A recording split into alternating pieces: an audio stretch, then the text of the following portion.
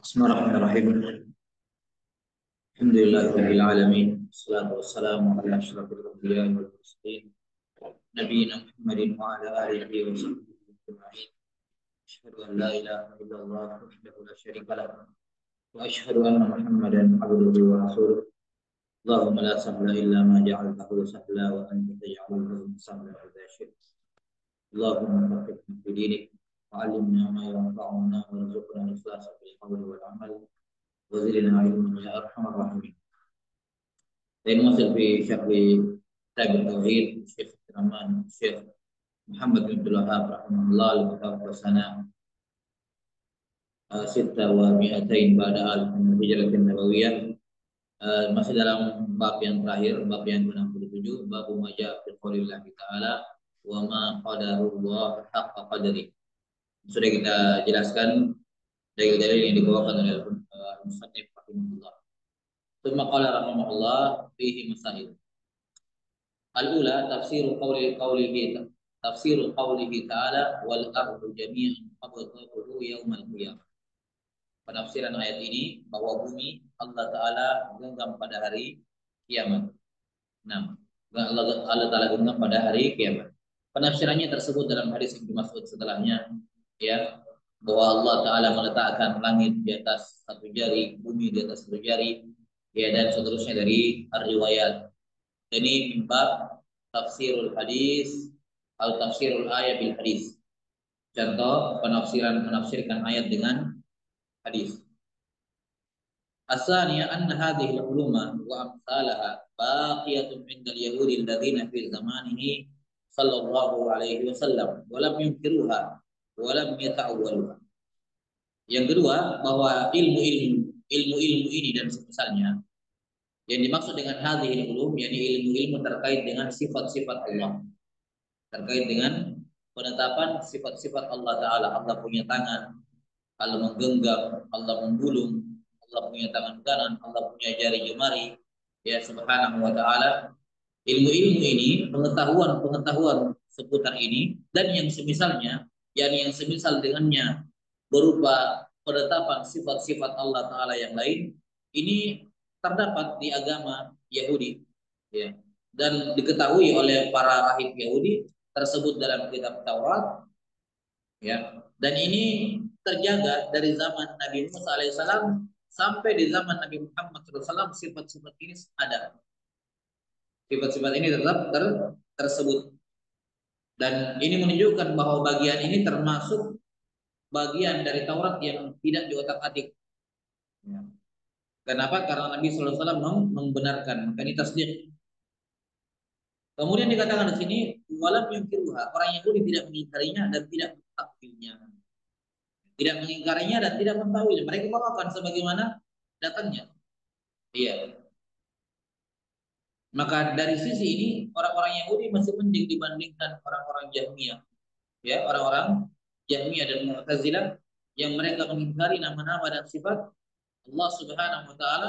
Jahmiyah dan Mu'tazilah mengingkari sifat-sifat Allah Subhanahu wa taala secara umum. Nah, sebagaimana dari sudut pandang ini Yahudi juga lebih mending dibandingkan mereka yang mentakwil. Ya, mentakwil sifat-sifat Allah, mengatakan yang dimaksud dengan tangan di sini adalah al-quwwah, kekuatan. Yang dimaksud dengan tangan di sini adalah al-qudrah. Yang dimaksud dengan tangan itu adalah ini dan itu. Ditakwil. Nah, padahal jelas sekali bahwa tangan Allah Ta'ala disifati dengan al-qabd, ya, al-qawi, ya, menggulung, menggenggam. Kemudian disebutkan lagi ada jari jemari. Ini tidak mungkin kalau bukan hakiki. Maka tidak boleh ditakwil. Nah, maka dari sudut pandang ini Yahudi masih mending daripada mutakallimi yang dari kalangan Mu'attilah, ya, dan dari kalangan Mu'awwilah. Qala rahimahullah as-salisah annal habra. Tentu saja kita katakan dari sudut pandang ini lebih baik, ya. Jadi jangan sampai ada yang berpikir bahwa Yahudi lebih baik dibandingkan semacam Mu'tazilah secara umum. Enggak. Mu'tazilah masih muslim. Ya, biar bagaimana bobroknya, ya, muslim tetap lebih baik dibandingkan Yahudi, kan begitu. Cuma kita katakan dari sudut pandang itu, dari sudut pandang isbat sifat-sifat Allah Subhanahu wa taala. Baik, as-salisa anna al-habra lamma dzakara lin-nabi sallallahu alaihi wasallam saddaqahu wa nazala al-Qur'an bi taqriri dzalik. Masalah yang ketiga bahwa pendeta Yahudi itu tatkala dia menyebutkan hal itu kepada Nabi sallallahu alaihi wasallam, beliau membenarkannya, bahkan Al-Qur'an turun untuk memantapkannya. Ya, ini lihat bagaimana apa? Bagaimana eh, kebenaran Islam. Bagaimana apa? Kebenaran Islam. Sifat syariat Islam dikatakan apa? Musaddiqul lima baina yadayhi. Ya, bahwa Al-Quran membenarkan risalah Nabi SAW, membenarkan apa yang datang, apa yang ada sebelumnya. Ya, ya, walamma ja'ahum rasulun min indillahi musaddiqul lima ma'ahum. Bahwa Rasul SAW datang untuk membenarkan apa yang ada pada mereka. Ini salah satu tugas dari Rasul, membenarkan apa-apa yang benar dari agama-agama sebelumnya, ditakrir, disetujui. Dan ini juga menunjukkan bahwa beliau Rasulullah Ta'ala bukan orang yang mengklaim nabi, ya, mengklaim sebagai nabi padahal bukan. Ya, istilahnya kan Yahudi itu dalam tanda apa? Yahudi kan sudah jelas musuhnya. Seandainya beliau hanya orang yang mengaku-ngaku nabi, tidak akan mungkin beliau apa? Benarkan, ini musuh saya ini. Kalau saya benarkan nanti begini dan begitu, nanti pengikut saya ragu-ragu, ya. Enggak. Nah, ini menunjukkan bahwa beliau hanya menyampaikan apa yang diperintahkan. Beliau adalah muhaimin, apa, syariat Islam adalah muhaimin, ya, pelengkap, penyempurna, penghapus sekaligus dari syariat-syariat sebelumnya. Nah, bahkan di sini ucapan Yahudi ini ditasdik oleh Nabi SAW, bahkan turun ayat untuk tegas bahwa itu benar. Itu apa? Benar. Baik. Arabiah yang keempat, ukur apa ini? Ukur dhahki minar Rasul sallallahu alaihi wasallam lamma dzakara al-habru hadzal ilm al-azim. Nabi sallallahu alaihi wasallam tertawa, ya, ketika beliau mendengarkan pendeta Yahudi ini menyebutkan ilmu yang sangat agung ini, yakni tasdiq. Ini salah satu apa cara Nabi sallallahu alaihi wasallam membenarkan sesuatu, yaitu dengan tertawa. Ketika ada yang membuat pernyataan sesuatu, beliau tertawa, bukan bermakna menertawakan atau yang semacamnya, ya, tapi yang ini diantara uslub ataupun cara beliau membenarkan, membenarkan apa yang beliau dengarkan tersebut. Nah, Allah Taala alam bisawab. Al-khamisah, dan ini sering terjadi, ya. Bagaimana orang-orang Yahudi datang, ya, bertanya, memuji Nabi sallallahu alaihi wasallam dengan jawabannya. Kata Nabi sallallahu alaihi wasallam, waktu itu saya belum tahu apa jawabannya. Setelah dia tanya, baru Jibril datang. Setelah Yahudi bertanya, baru Jibril datang memberitahu jawabannya. Dibenarkan ucapan Yahudi itu. Yahudi sudah tahu jawabannya. Nah, al-khamisah at-tasrihu bi dzikril yadayn wa anna as-samawati fil yadil yumna wal ardina fil ukhra. Ya. Permasalahan kelima, yakni faedah kelima dari bab ini adalah tasrih. Tasrih itu disebutkan secara tegas, terang-terangan, tidak ambigu. Disebutkan dua tangan, sifat dua tangan bagi Allah. Dan ini tersebut dalam ayat, bukan dalam hadis. Kalau mereka mengatakan hadis kan ahad, ya, yufidul dzan saja, tidak menunjukkan keyakinan. Tapi ini dalam ayat. Allah mengatakan wal ardu jami'an qabdatuhu yaumal qiyamah was samawati matwiyatun bi yamini. Ini Al-Qur'an mutawatir. Yufidul ilm. Kenapa diingkari? Karena tidak ada cara mereka mengingkari sifat yadain kecuali dengan takwil. Baik. Jadi penegasan bahwa Allah Ta'ala memiliki sifat dua tangan, di mana ketujuh langit-langit digulung dengan tangan kanan dan bumi dengan tangan yang lain. As-sadisah at-tasrihu bi tasmiyatiha asy-syimal. Pelajaran yang keenam, penegasan bahwa tangan yang lain itu disifati kiri. Dalam riwayat Muslim dari hadis Abdullah bin Umar. Sudah kita sebutkan bahwa lafaz ini dalam riwayat Muslim dikritik, ya. Lafaz ini dikritik. Nah, kenapa muncul kritikan? Selain dari sisi riwayat, juga ada hadis Nabi sallallahu alaihi wasallam bukil tayalegi yamin, dan itu sahih. sehingga bertentangan dengan penetapan sifat shimal. Dan saya kita sebutkan kemarin bagaimana atau tiga apa sejumlah aqwal di kalangan ulama salaf terkait dengan penetapan sifat shimal ini. As-sabi'ah dzikrul jabbarina wal mutakabbirina inda dzalik.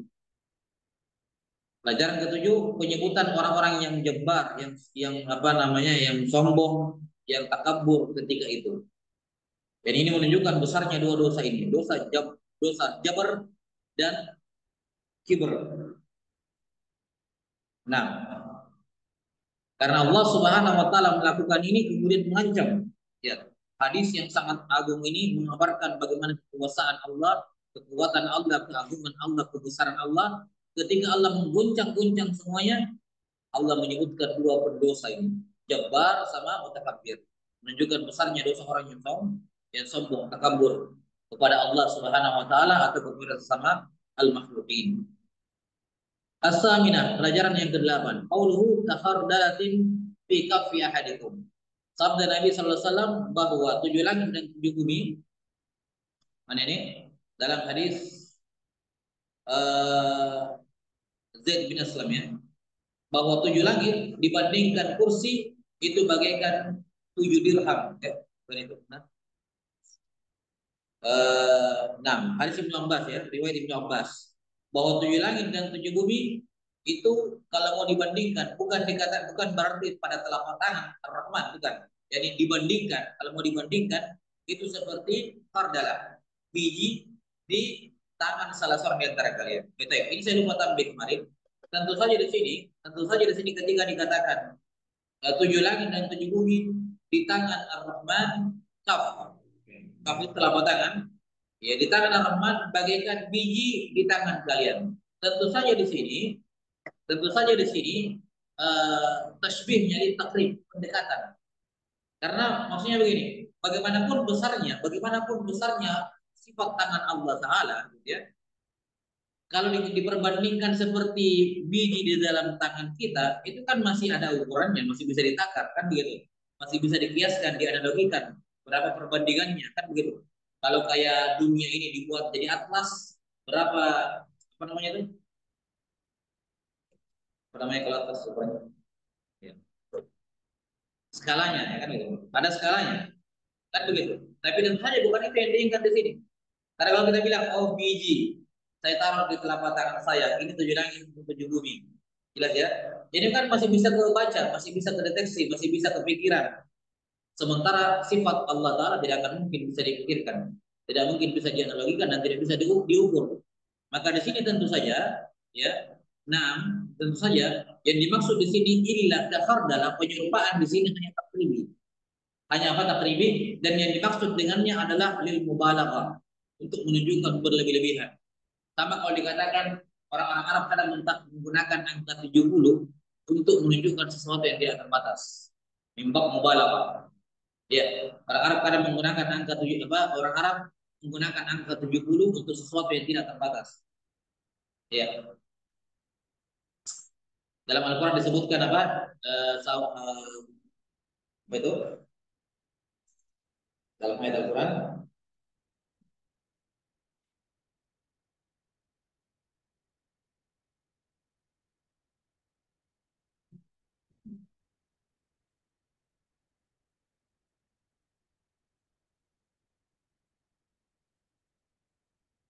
Ya, istaghfir lahum aw la tastaghfir lahum in tastaghfir lahum 70 marratan falan yaghfirallahu lahum. Dalam surat Taubah ayat 80. Kamu minta ampunkan untuk mereka wahai Muhammad atau tidak, itu sama saja. Allah tidak akan mengampuni mereka walaupun kamu minta ampunkan 70 kali lipat, 70 kali. Di sini ketika turun ayat ini, Nabi SAW mengatakan, seandainya mereka diampuni kalau saya minta ampun 71 kali, saya akan minta ampunkan 71 kali. Tapi tidak, yang dimaksud oleh Allah Ta'ala di sini, atau yang diingat oleh Allah Ta'ala di sini, walaupun kamu minta ampunkan 70 kali, walaupun kamu seberapa banyak pun kamu minta ampunkan, tidak akan diampuni oleh Allah orang-orang musyrik tersebut. Paham ya? Jadi penggunaan angka 70 di bahasa Arab, di kalangan Arab, terkadang digunakan untuk sesuatu yang terbatas. Paham ya? Nah, maka sama seperti di sini ketika dikatakan bagaikan biji dalam telapak tangan. Jangan dijadikan oh skalanya begini berarti begini, enggak. Ini menunjukkan besar sekali ya. Tidak ada artinya tujuh langit dan tujuh bumi di tangan Allah Subhanahu wa taala. Itu maksudnya. Nah, wallahu a'lam bissawab. At-tasiyah idhamul kursiyyi bin nisbati ila sama. Besarnya kursi yang tersebut dalam ayatul kursi, wasi'a kursiyyus samawati wasi'a kursiyyus samawati wal ardh. Kursinya Allah wasi'ah, lebih luas dibandingkan langit dan bumi. Nah, bagaimana penjabarannya? Disebutkan dalam asar ini bahwa tujuh langit itu kalau dibandingkan kursi hanya seperti tujuh butir, tujuh logam dirham dilemparkan diletakkan di mana, ditus di tameng yang tinggi itu ya. Nah, perisai ketika berperang yang tinggi dari kepala sampai ke kaki. Baik. Atau kan mungkin turs secara umum, ya wallahu alam bisawab. Warid dalam hadis Abdullah bin Abbas, asar dari Abdullah bin Abbas, beliau mengatakan bahwa kursi adalah maudhi pada mayyir rahman. Al-kursi adalah tempat Allah meletakkan kedua kakinya. Tempat Allah Ta'ala meletakkan kedua kakinya. Nah, ini al-kursi. Dan butuh diberi catatan bahwa kursi adalah makhluk. Kursi adalah makhluk. Jangan dibayangkan ketika dikatakan Allah meletakkan kakinya, yakni kakinya Allah bersentuhan dengan kursi. Sama sekali tidak.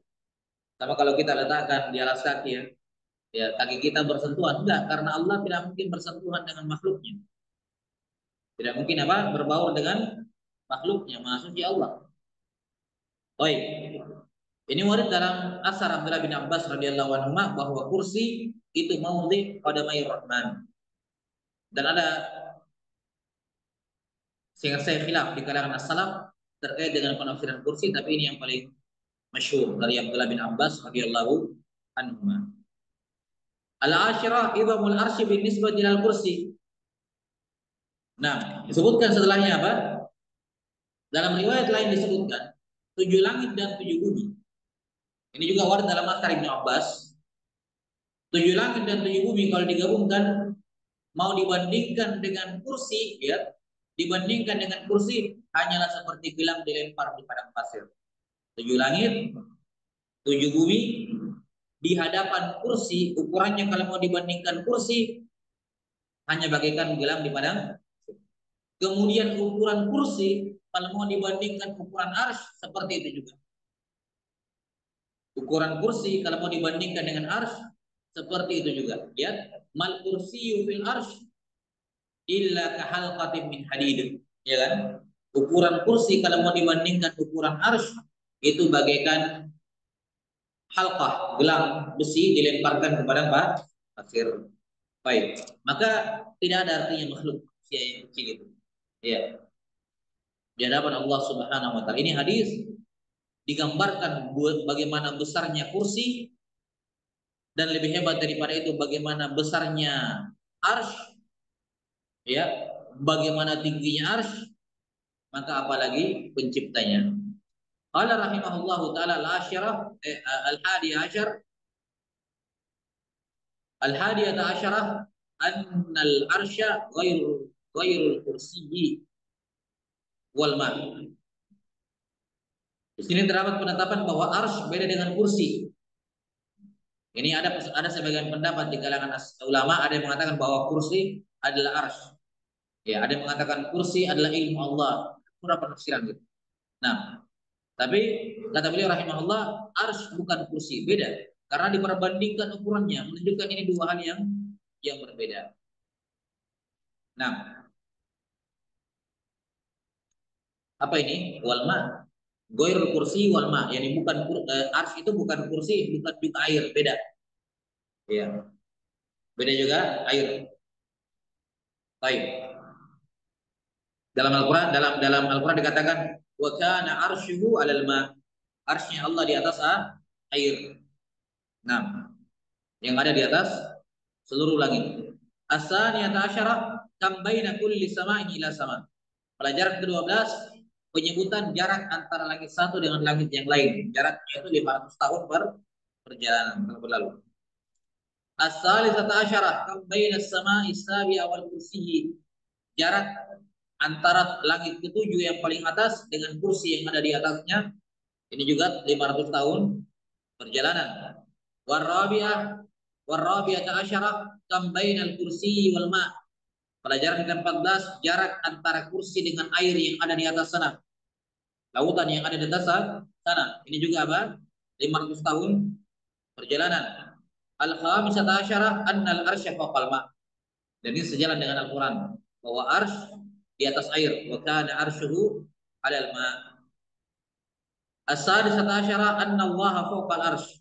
Bahwa Allah Ta'ala di atasnya arsy.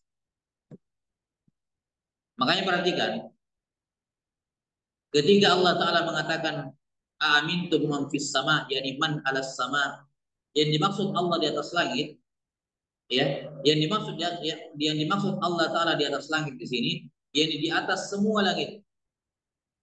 Dan langit tertinggi apa? Arsy. Langit tertinggi adalah arsy karena sama adalah segala sesuatu yang ada di atas. Pada hari kiamat 7 langit ini akan hancur semuanya, tinggal langsung apa? Langsung tembus ke arsy yang menjadi langit nanti pada hari kiamat di padang mahsyar. Maka arsy adalah dalam tanda kutip ya, langit yang paling atas. Maka ketika dikatakan Allah di atas langit, yakni Allah di atas arsy. Bukan Allah di atas langit yang ketujuh, enggak. Jelas ya? Karena di atas langit yang ketujuh masih ada lagi langit. Dan itu masih penamaan sama. Masih dikatakan sama. Maka ketika dikatakan Allah alas sama, ya, maka maksudnya alas samawat, yakni di atas semua langit,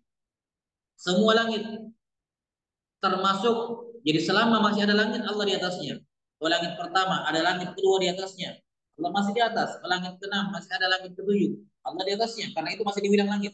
Di atas langit ketujuh ada arsy, Allah juga di atasnya. Karena itu adalah langit juga. Nah di atas arsy tidak ada lagi langit. Nah, di atas arsy itu sudah apa namanya? Ya, al-adam dari sisi makhluk. Gak ada lagi makhluk di situ. Maka ini langit yang tertinggi adalah al-arsh. Wallahu fawqal arsh. As-sabiyata asyarah ke-17. Kam bainas samai wal ardh. Jarak antara langit dan bumi, yakni langit yang terdekat sama dunia. Langit terdekat, langit pertama dengan bumi jaraknya 500 tahun perjalanan. As-saminata asyarah hisabu kulli samain khamsumiyati sana. Dari sini kita bisa tahu bahwa langit itu tebal. Ketebalan langit itu, ya, ketebalan langit itu apa? 500 tahun perjalanan. Ketebalannya langit. At-tasiyata asyarah yang ke-19, annal bahra alladhi fawqa as-samawati baina asfalihi wa alahu khamsimiati sana. Kemudian lautan yang ada di atas langit, di atas semua langit, tapi di bawahnya arsy. Ya, karena arsy di atasnya lautan. Nah, lautan yang ada di atas semua langit di atas sana itu, kedalaman lautnya itu 500 tahun perjalanan. Allahu taala, Allahu a'lam. Nah, ini akhir dari kitab Tauhid. Syekh Muhammad bin Abdul Wahab rahimahullah.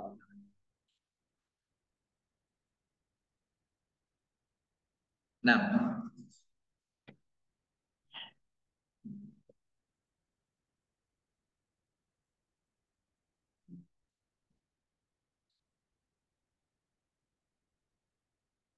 alhamdulillah selesai pembahasan dari kitab Tauhid.